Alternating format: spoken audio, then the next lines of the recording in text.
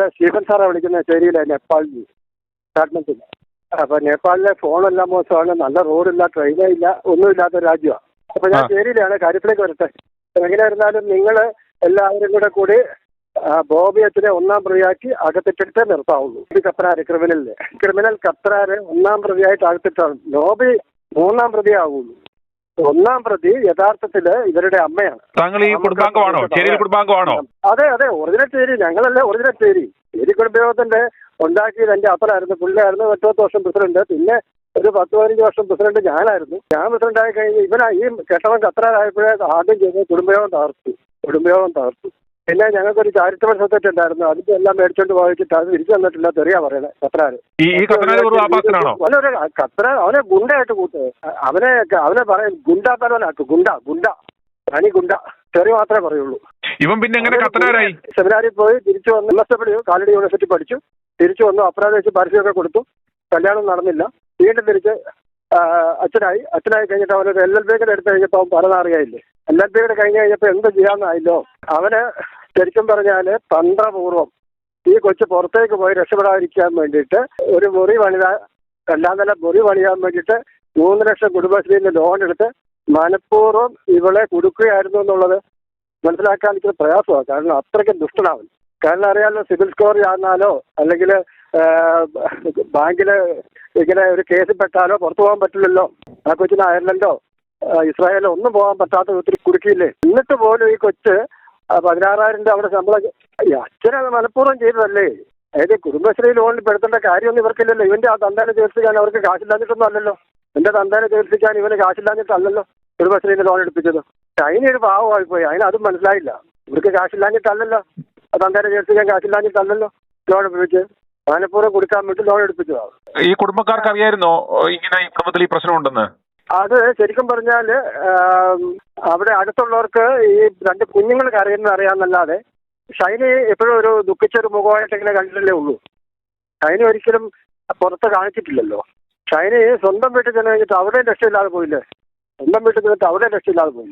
അതുകൊണ്ടല്ലേ അതും കഴിഞ്ഞിട്ട് ആ രാത്രിക്ക് അതിപ്പം കിട്ടിയ വിവരമല്ലേ, ആ മൊബൈലിൽ കിട്ടുന്ന വിവരമല്ലേ, നീയും പിള്ളേരുടെ പോയി ചാകടിയെന്ന് പറഞ്ഞു. അവൻ പോയി ചത്തു. ഈ 2 കുഞ്ഞുങ്ങളെയും കൊണ്ട് 1-ാം പ്രതി ശരിക്കും പറഞ്ഞാൽ തള്ളയാ. ഇതിന്റെ കാര്യത്തിലെന്ന് പറഞ്ഞാല് അതായത് അത് നാട്ടുകാരെല്ലാരും പറയുന്ന ഒരുപാട് കേൾക്കുന്നില്ലേ. അതായത് ഷൈനിയുടെ കാര്യത്തിൽ കേട്ടിട്ടില്ല, കുഞ്ഞുങ്ങളുടെ കാര്യത്തിൽ കേൾക്കുന്നുണ്ടല്ലോ. ഷൈനിയുടെ തല്ലുമ്പോൾ കുഞ്ഞുങ്ങളാ കരയുന്നത്. ഷൈനി കരയാറില്ല, ഷൈനി പുറത്തും കാണിക്കാറില്ല. പക്ഷെ ആ പാടൊക്കെ ഉണ്ടായിരുന്നല്ലോ.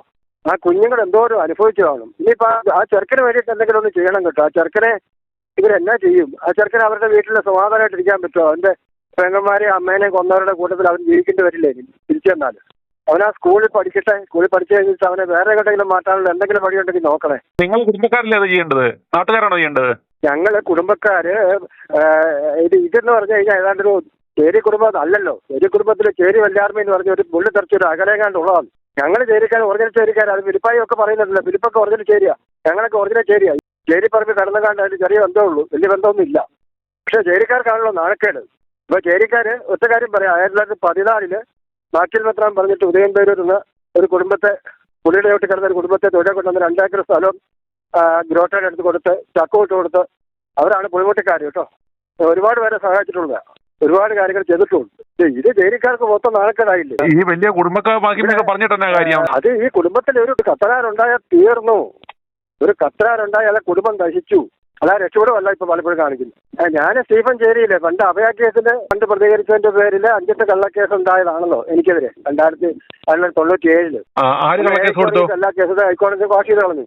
അത് ഈ കത്തോലിക്ക കോൺഗ്രസ് അതിന്റെ എല്ലാം ചുക്കാൻ വലിച്ച ആളാണ്.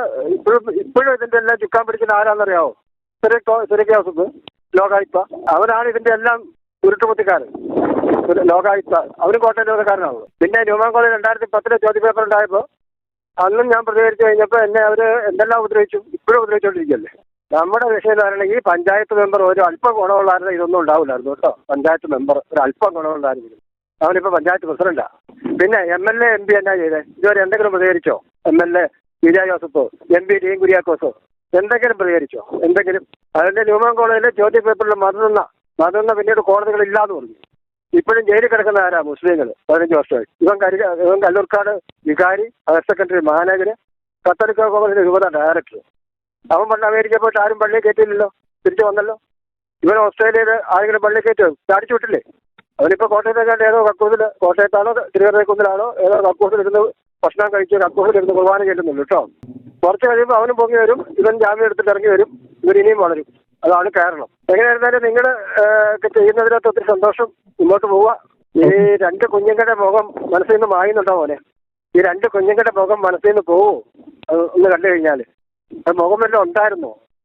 25 ദിവസത്തിനകം 4 പേരുടെ ആ പള്ളി നടക്കേണ്ടി വന്നില്ലേ വിട്ടു തുറക്കാതെ, T20 ഉൾപ്പെടെ 4 പേരുടെ ശാപം കിട്ടിയ പള്ളിയാണ്. ശാപം കിട്ടിയ പള്ളി. ചേരി കുടുംബക്കാര് 100% ബോബിനെ 1ാം പ്രതിയായിട്ട് ജയിലിൽ അടയ്ക്കണമെന്ന് ആഗ്രഹിക്കുന്നവരാണ്.